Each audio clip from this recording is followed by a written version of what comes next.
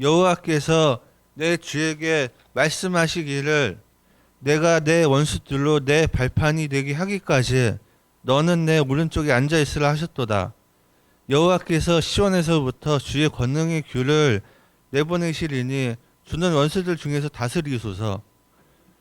누가 능히 하나님께서 택하신 자들을 고발하리요 의롭다 하신 이는 하나님이시니 누가 정죄하리요 죽으실 뿐 아니라 다시 살아나신 이는 그리스도 예수시니 그는 하나님 우편에 계신 자요 우리를 위하여 간구하는 자신이라. 아멘. 하나님께서 우리에게 주신 말씀입니다. 네, 오늘은 시편 110편의 말씀과 로마서 8장의 말씀을 통해서 사도신경 7번째 말씀입니다. 하늘에 오르사 전능하신 하나님 우편에 앉아 계시다가. 자, 우리가 몇 시간 신앙 고백을 함께 하고 있죠. 이것은 신앙의 고백이기도 하면서 또한 선포이기도 합니다. 사도신경은 주문처럼 습관적으로 외우는 것이 아니에요. 그리고 이것을 외우고 못 외우는 것으로 무언가 평가하는 것도 아니지요. 사도신경의 내용을 그저 단순히 이해하기 위해서 우리가 믿는 신앙의 길을 정리해 놓은 것도 아닙니다. 우리는 이 신앙 고백을 할 때마다 하나님을 인정하는 거예요. 그리고 하나님께 더욱 가까이 나아가는 것이죠. 그리고 우리의 믿음을 점검해 보는 것입니다. 한 구절 한 구절 우리가 고백하며 선포하면서 그 의미가 무엇인가를 우리가 스스로 찾아낼 수 있어야 해요. 그리고 단순히 입술의 고백만이 아니라 이 신앙 고백을 통해서 정말 내 삶에 어떤 변화가 있는지, 어떤 영향력이 있는지, 그리고 이 신앙 고백이 내 삶에 어떠한 유익이 있는지를 분명히 알아야 하는 것이죠. 그리고 우리의 머리가 이해하고 우리의 입술로 선포하고 그리고 우리의 마음속에 분명한 움직임이 있어야 합니다. 그래야 진정한 신앙 고백이요 선포가 되는 것이죠. 나는 하나님을 믿습니다. 나는 예수님을 믿습니다. 나는 성령님을 믿습니다. 믿지 않아도 얼마든지 고백할 수 있고 이야기할 수 있어요. 그러나 우리는 그 고백 앞에 우리의 삶을 진정으로 하나님 앞에 드릴 수 있는 응답과 결단이 있어야 하는 것이죠. 우리는 지난 몇 시간 동안 예수님, 내가 믿는 예수님에 대한 신앙 고백을 했어요. 예수님은 성령으로 잉태되어 동정녀의 몸에서 나심을 우리는 믿습니다. 예수님이 나의 죄 때문에 고난당하시고 십자가에 죽으신 것을 믿습니다. 그렇지만 장사되셨고 무덤에 계셨지만 사흘 만에 부활하심도 믿습니다. 그리고 오늘 우리는 예수님의 생애 4번째 고백을 하는데 그분이 승천하시고 하나님 우편에 앉아 계시다는 거예요. 자, 오늘 우리가 또 예배 시간에도 분명히 고백했죠. 사도신경으로 우리 신앙을 고백했어요. 여러분 그 시간에 어떠한 마음으로 고백하셨습니까? 정말 우리의 믿음을 확인하는 시간이 되셨습니까? 그리고 그 고백이 있는 동안 정말 저와 여러분의 마음 가운데 무언가 형용할 수 없고 설명할 수 없는 하나님의 그 놀라운 임재가 있으셨습니까? 예수님이 동정녀의 몸을 통해서 탄생하신 것, 십자가에 죽으신 것, 부활하신 것, 그리고 오늘 그 주님께서 승천하셨다고 고백하는데 그게 정말 지금 나에게 어떤 영향력이 있습니까? 오늘 우리가 고백하고 있는 하늘에 오르사 전능하신 하나님 우편에 앉아 계시다가 이것을 조금 나누면 2가지의 고백이 함께 되어 있죠. 첫째는 하늘에 오르셨다는 거예요. 나는 우리 주 예수 그리스도께서 죽음에서 부활하신 후에 하늘에 올라가신 것을 믿습니다. 그리고 지금 그 주님께서 전능하신 우리 주 아버지 되시는 하나님 우편에 계심을 믿습니다. 이 2가지의 고백이라는 거예요. 여러분, 예수님이 부활하셨죠. 그리고 부활하시자마자 승천하신 것이 아니었어요. 성경은 분명하게 기록하고 있습니다. 40일 동안 이 땅에 머무셨다는 거예요.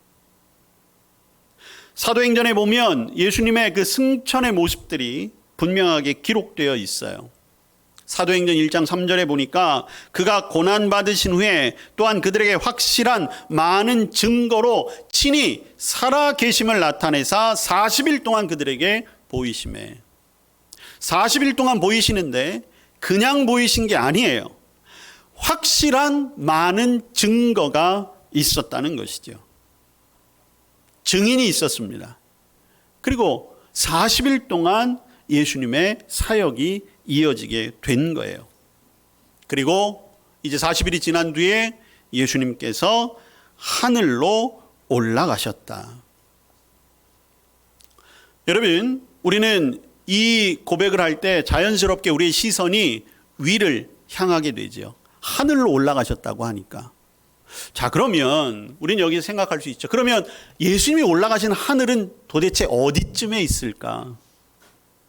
요새 과학이 발달해서 뭐 인공위성도 띄우고 로켓도 띄우고 우주 왕복선도 띄운다는데 그거 타면 혹시 도달할 수 있지는 않을까? 그러나 분명히 주님께서는 하늘로 올라가시는 공간적인 이동을 사람들에게 보여주시긴 한 건 분명해요. 그러나 주님이 올라가신 하늘은 그저 우리가 생각하고 우리가 가늠할 수 있는 그러한 하늘은 아니라는 것이죠. 바울 사도는 그 하나님이 계신 하늘을 3층 천, 옛날 성경에 보면 3층 천, 그러니까 세 번째 하늘. 그래서 거기는 하나님이 계시는 곳, 이렇게 이제 표현했어요. 근데 그렇게 표현할 수밖에 없는 거죠. 왜냐하면 가본 사람이 아무도 없기 때문에. 그래서 우리는 성경을 통해서 승천하신 모습을 알 수 있어요. 그리고 사도행전 쭉 이어서 보면 말씀을 마치시고 그들이 보는데 올라가시니 구름이 그를 가리어 보이지 않게 했다라는 거예요. 자, 사도행전에서 나오는 주님이 올라가실 때 보여줬던 그 구름. 여러분, 성경에서 구름은 그저 자연 현상으로 나타나는 구름이 아니라 분명한 영적인 의미가 있어요. 성경에서의 구름은 하나님의 임재를 상징합니다. 하나님이 계시다는 것이 구름을 통해 보여지는 거예요. 대표적인 예가 모세가 십계명을 받을 때였어요. 모세가 하나님을 대면해 십계명을 받을 때도 구름의 영광 가운데, 그 구름 속에서 하나님의 영광을 보았다라고 했어요. 성막을 짓고 나서도, 예루살렘 성전이 짓고 나서도 하나님의 임재를 사람들이 어떻게 경험했느냐? 구름 속에서 하나님의 영광을 보았다는 거예요. 구체적으로 어떻게 느꼈는지 모르겠지만, 그러나 하나님의 영광이 그 구름이라는 것을 통해서 느껴질 수 있고 알 수 있었다는 거죠. 이거는 신비한 하나님의 드러내심, 그런 경험이라는 거죠. 그래서 여러분, 오늘 사도행전에서도 주님이 올라가실 때 구름 속으로 올라가셨다가 아니라 구름이 그를 가리어 보이지 않게 하셨다, 이렇게 표현하고 있어요. 이 말은 곧 하나님께서 예수 그리스도, 부활하신 예수 그리스도를 맞아 들이셨다는 거예요. 마치 부모가 자녀들을 폭 안아주듯이 하나님께서 구름으로 예수 그리스도를 감싸 주신 것이지요. 왜 그렇겠습니까? 예수님은 승천하심으로 이제 원래의 자리로 가시게 된 거예요. 원래 예수님은 하나님이셨잖아요. 원래 예수님의 자리는 하나님의 그 자리였어요. 그런데 우리를 구원하시기 위해서 다 버리시고 낮고 천한 이 땅에 사람의 몸을 입고 오셨어요. 죽으셨습니다. 그러나 부활하셔서 이제 오시기 전에 원래의 영광, 하나님 본체로서의 그 영광의 자리에 회복됨에 있어 하나님의 영광과 임재가 함께 하셨다는 것이죠. 하나님이 기꺼이 받아주신 거예요. 복음서 기자는 그 예수님의 마지막 모습을 이렇게 기록하고 있습니다. 누가복음에 보니까 승천하시던 주님께서 손을 들어 축복하시고 그들을 떠났다라고 하는 거예요. 여러분, 우리가 이 땅을 살면서 많은 헤어짐이 있죠. 뭐 이별하기도 하고, 그리고 우리에게 가장 큰 어려움이 되는 이별 가운데 하나가 사랑하는 사람이 세상을 떠나는 일, 소천하는 일들이 있어요. 부모님이 될 수도 있고, 사랑하는 가족이 될 수도 있고, 주변에 친했던 사람들. 자, 그분들을 떠올리실 때, 추억할 때, 물론 함께 지냈던 여러 가지 시간 가운데 중요한 그런 모습들이 떠오르겠지만, 그럼에도 그 가운데서도 가장 기억에 남는 것이 있다면 마지막 순간일 거예요. 마지막 순간. 마지막 그분의 모습. 마지막 그 사람의 말. 예수님께 손을 들어 축복하시는 이 모습. 이것은 예수님의 승천을 바라보던 그곳에 있었던 많은 사람들에게 영원히 지어지지 않을 주님의 모습으로 각인되는 거죠. 예수님은 공생의 3년 동안 수많은 말씀과 많은 모습들을 보여주셨어요. 그러나 이제 주님께서 승천하신다는 것은 제자들의 입장에서 보면 이제는 이별의 한 장면이라고도 할 수가 있잖아요. 그때 주님이 남기신 모습은 손을 들어 축복해 주시는 그 모습. 그 모습은 오늘날 저와 여러분에게도 마찬가지예요. 우리가 기억하고 있는 주님의 마지막 모습은 이 땅을 떠나시며 마지막까지 모든 것을 다해 우리를 축복하셨던 그 주님의 모습을 기억하고 있는 것입니다. 그리고 거기에 덧붙여 우리에게 한 가지 소망이 되는 것이 있죠. 그래, 주님이 이 땅을 떠나 하나님의 나라에 가셨던 것처럼 우리도 언젠가 같은 모습으로 주님의 뒤를 따라 영원한 하나님의 나라에 들림 받을 날이 있을 것이다. 그 소망을 갖게 되는 것입니다. 하늘에 오르사 주님의 원래의 자리를 회복하시고 그 자리에 계신 그 주님의 모습을 우리가 기억하며 우리도 영원한 하나님의 나라를 소망하는 믿음의 성도들이 되어야 할 것입니다. 자, 그러면서 오늘 사도신경은 하늘에 오르신 그분 예수님께서 전능하신 하나님 우편에 앉으셨다는 거예요. 자, 여러분 예수님의 생애를 한번 기억해 보세요. 예수님의 태어나심, 예수님의 공생애, 예수님이 고난 받으시고 예수님이 죽으셨어요. 부활하셨습니다. 이 중요한 사건은 본 사람이 있었어요. 증인이 다 있어요. 그리고 성경은 그 증인들의 말들을 다 온전히 기록했습니다. 그런데 하나님이 우편에 앉으셨다는 것은 누가 보았을까요? 본 사람이 있을까요? 사도신경은 철저하게 증인들의 고백 가운데 우리에게 전해지고 있어요. 그런데 하나님이 우편에 앉으셨다는 것을 과연 어떻게 알았을까? 그리고 이것이 어떻게 우리의 공통의 고백이 되었을까? 여러분, 그것은 만들어낸 이야기가 아니에요. 제가 지난주에 한번 굉장히 분개했던 일이 있습니다. 제가 주일날은 웬만하면 제 개인적인 얘기는 안 하려고 하는데 다른 게 아니라 어떤 짤막한 한 토막의 기사 때문에 제가 화가 났어요. 지난주에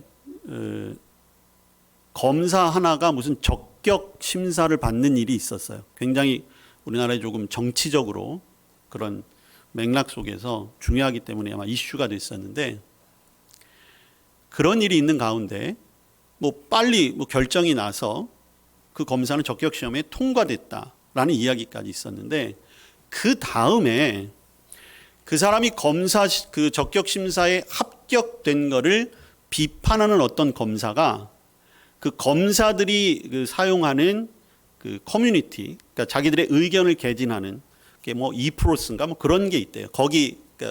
거기다가 글을 올렸는데 어떤 식으로 글을 올렸냐면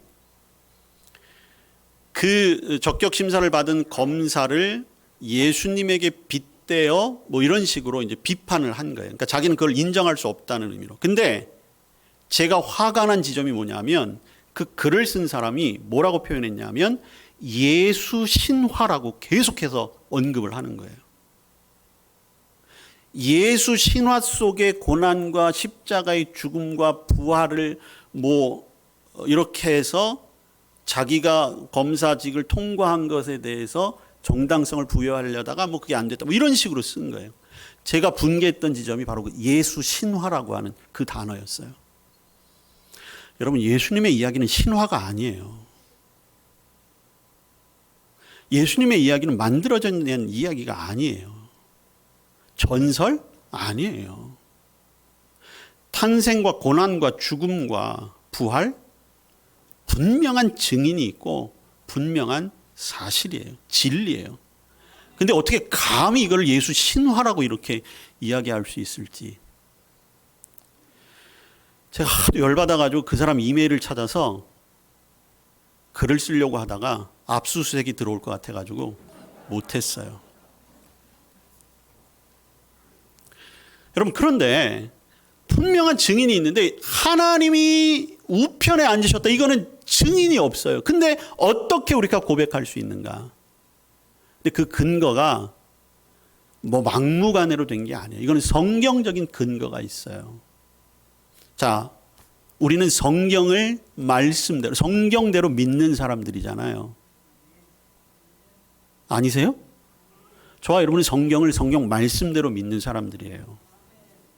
성경을 보니까 하나님이 보좌 우편에 앉으셨다라고 하는 이야기가 여러 사람들, 복음서 기자들뿐만 아니라 바울 사도도 그랬고 히브리서 기자도 그랬고 부활하시고 승천하신 하나님은 하나님 우편에 앉아 계십니다라고 성경에 기록되고 있어요.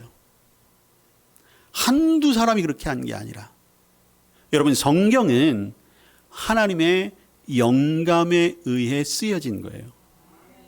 여러분, 성경은 분명 사람이 쓴 게 맞아요. 그러나 사람을 하나님의 영감으로 사용하여 쓰셨기 때문에 하나님의 말씀이라고 우리는 믿는 거예요.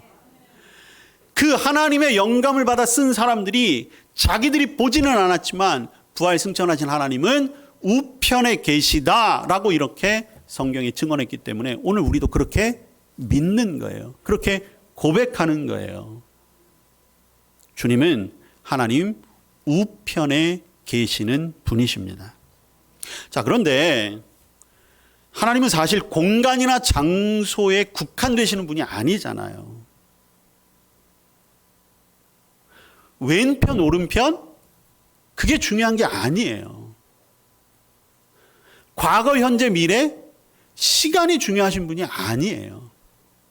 그렇지만 그럼에도 불구하고 예수님을 하나님 우편에 앉아 계시다라고 이렇게 기록한 이유는 무엇일까? 그것은 오른편이 의미하는 영적인 상징이기 때문이에요. 여러분, 우리나라도 왼편과 오른편 중에 어느 쪽을 더 선호합니까? 왜요? 왜 오른편을 선호하세요? 요새는 그렇지 않은 것 같아요. 요새는 뭐 아이들 키울 때 이 뇌 발달을 위해서 양손을 다 쓰는 게 좋다. 그런데 저도 어렸을 때 특히 밥 먹을 때 왼손 쓰면 되게 많이 혼났던 것 같아요. 어떻게 왼손으로 먹냐고. 오른손으로 먹어야지. 심지어 오른손을 무슨 손이라고까지 했냐면 바른 손이라는 표현까지 썼어요. 요새는 그렇게 안 하는 것 같은데. 그럼 오른손은 바른 손이면 왼손은 틀린 손이에요? 왼손은 나쁜 손이에요? 아니잖아요. 근데 왜 그랬느냐? 이 오른편이 상징하는, 오른편이라고 하는 것이 어떤 힘을 상징하고 어떤 영향력을 상징하기 때문이라는 거예요. 근데 예수님 당시에 유대도 마찬가지였던 거죠. 그래서 상징적인 의미의 오른쪽에, 그러니까 이거는 방향으로 무슨 동서남북 위아래 오른쪽 왼쪽이 아니라 오늘 주님이 계신 곳은 하나님의 능력이 발휘될 수 있는 곳, 하나님의 권한을 함께 하실 수 있는 곳, 거기에 주님이 계시다는 거예요. 근데 이것도 막연히 나온 게 아니에요. 오늘 우리 시편 110편의 말씀을 읽었잖아요. 하나님께서도 말씀하셨어요. 시편 110편 오늘 1절과 2절. 여호와께서 내 주에게 말씀하시기를 내가 네 원수들도 네 발판이 되게 하기까지 너는 내 오른쪽에 앉아 있으라. 왜? 거기에서부터 주의 권능의 규, 즉 힘의 법칙, 힘의 원리, 그리고 주는 원수들 중에서 다스리다. 거기 통치가 있다는 거예요. 하나님의 오른편은 하나님의 다스리심, 하나님의 통치의 자리라는 것이죠. 바울 사도는 이 말씀을 받아서 에베소서에서 다시 반복하고 있어요.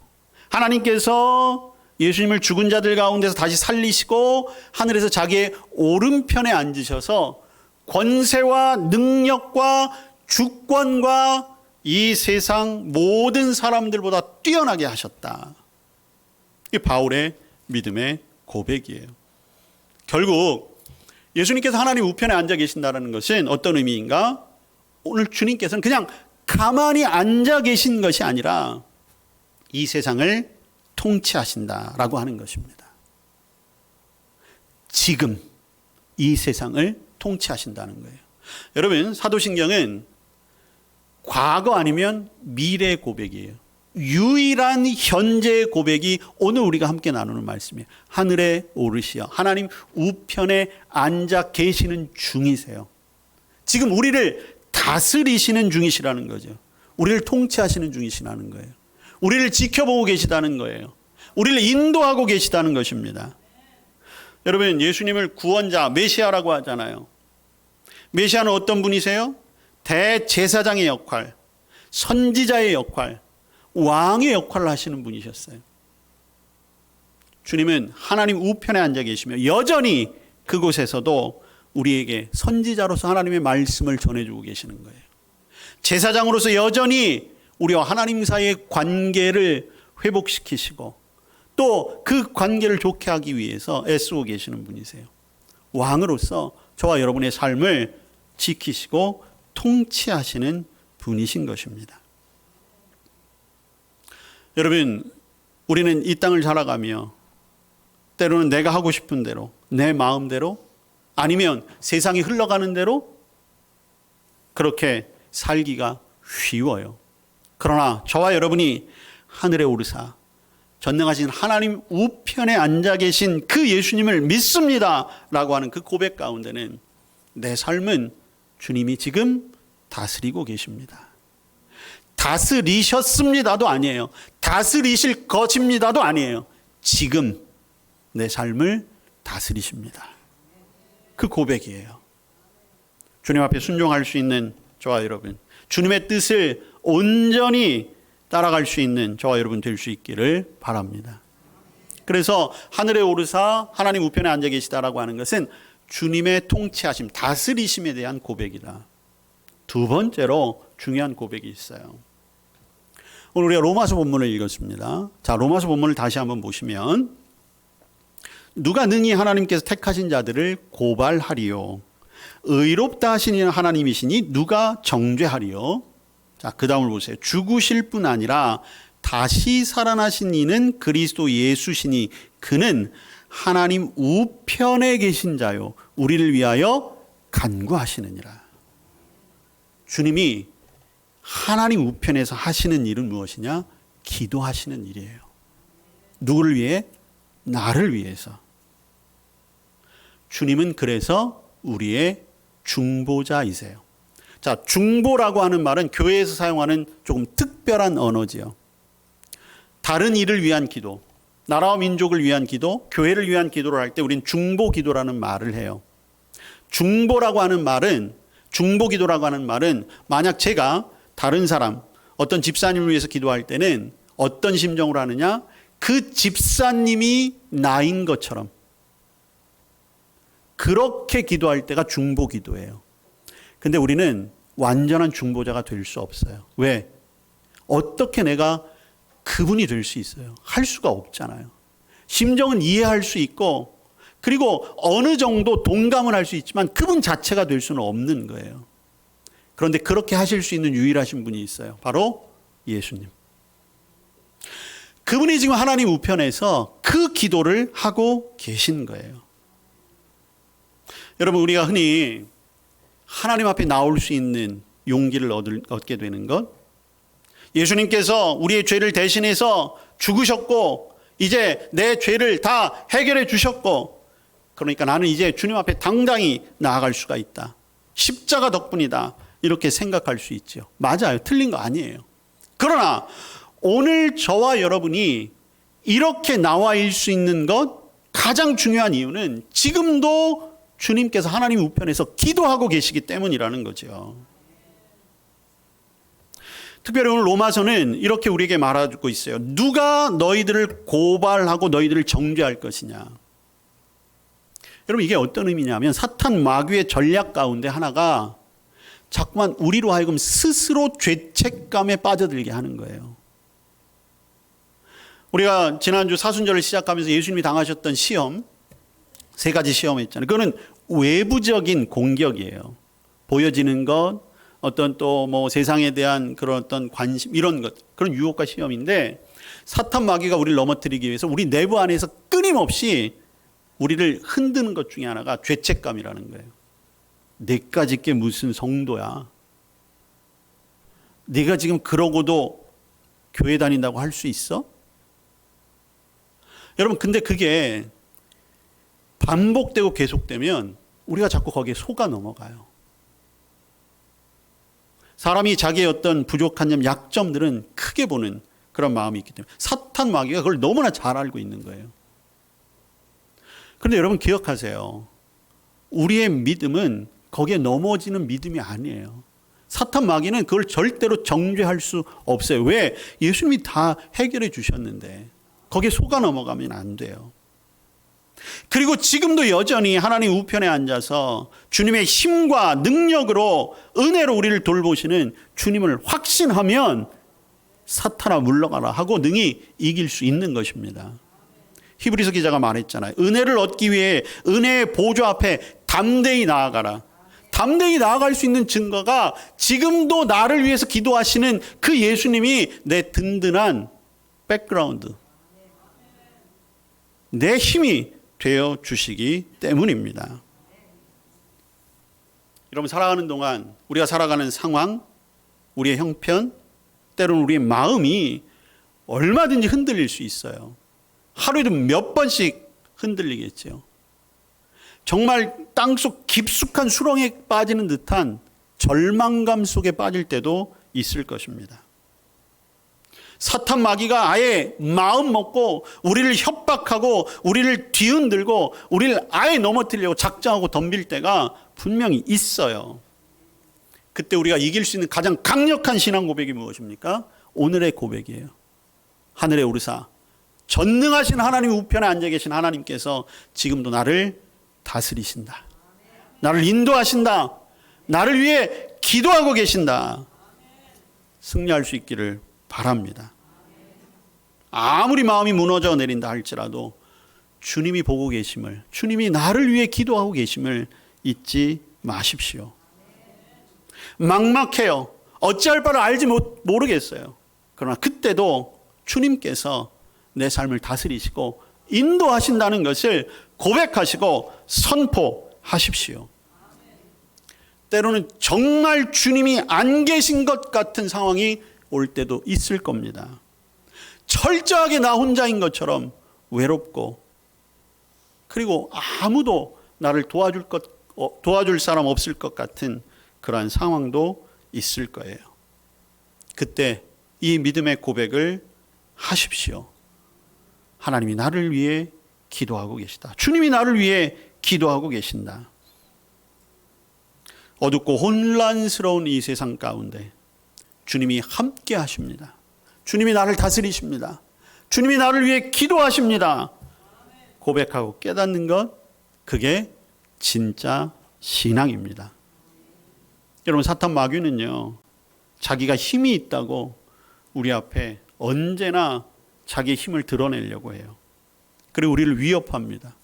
우리를 협박할 때도 있어요.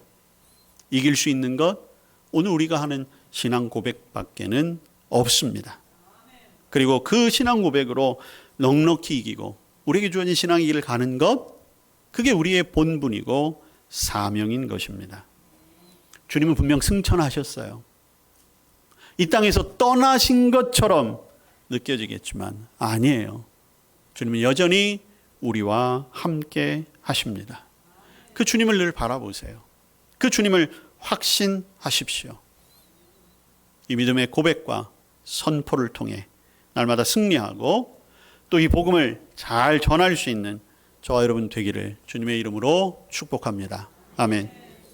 하늘에 오르시어 하나님 우편에 앉아 계시지만 오늘도 우리의 삶을 주관하시고 우리를 위해 기도하시는 줄로 믿습니다. 그 주님을 의지하며 살아가게 하옵소서. 예수님의 이름으로 기도합니다. 아멘.